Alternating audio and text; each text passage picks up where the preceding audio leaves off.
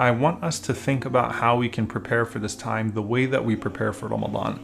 And I know it's not Ramadan, right? And one thing that I'd always share with people in the past is that the difference between the 10 of Dhul Hijjah and Ramadan in normal years is that there's an entire community feel around Ramadan, right? There's the masjid, there's tarawih, there's everyone is fasting together.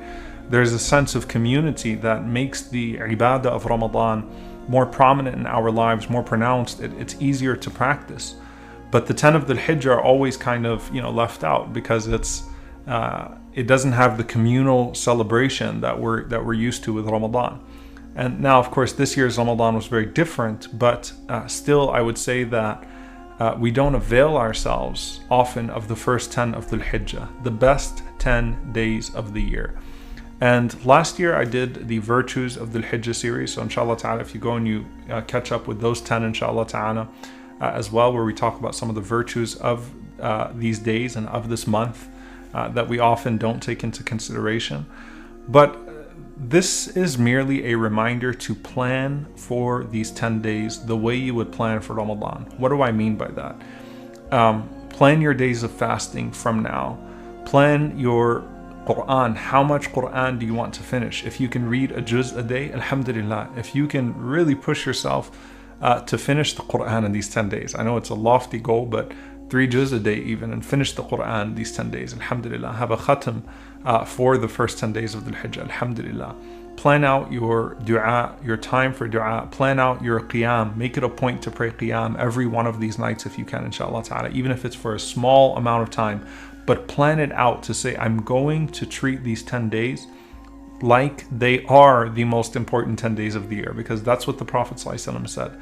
And he specifically said, alayhi salatu wassalam, that there are no 10 days in which good deeds are more beloved to Allah subhanahu wa ta'ala. So what's my regimen for good deeds? What's my plan for good deeds? Now the thing about these 10 days is that it's not like Ramadan where, you kind of get into the rhythm over the first few days and then the best 10 are the last 10. You're just thrust into the first 10 days of the Hijjah, and you probably have not had the opportunity to spiritually prepare yourself. But inshallah ta'ala, it's still an opportunity to catch up and to actually write this down, to actually make a plan. We still have at least a day inshallah ta'ala before the Hijjah starts. Write down your plan, write down your deeds, schedule out what you plan to do.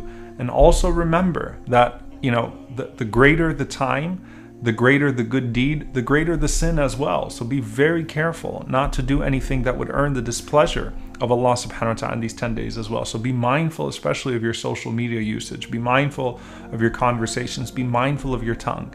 So that's really what I wanted to just share with you all tonight, inshallah ta'ala, is to plan. Spend these next 24 hours at least, inshallah ta'ala, planning. What do you plan to watch? What do you plan to consume? How do you plan to worship? What do you plan to recite? How do you plan to pray?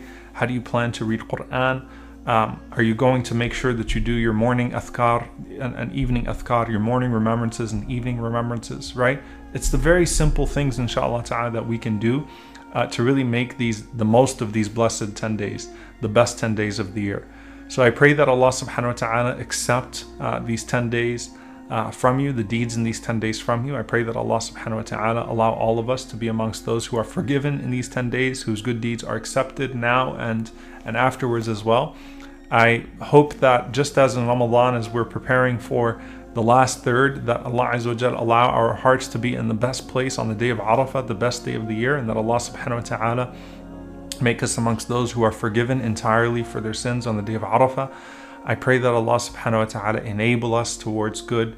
Allahumma a'inna ala dhikrika wa shukrika wa husni ibadatik. May Allah subhanahu wa ta'ala help us, enable us to remember Him properly, to worship Him properly, to thank Him properly. And may Allah subhanahu wa ta'ala allow us to find precious moments in these 10 days in which we really develop a long-term connection with Allah subhanahu wa ta'ala, and let that connection be with Allah subhanahu wa ta'ala until the day that we meet Him. Allahumma ameen. So inshallah ta'ala, I look forward. I hope that you will all find benefit in the du'as of Ibrahim alayhi salam. I certainly enjoyed recording it, and I hope that you'll also find benefit in the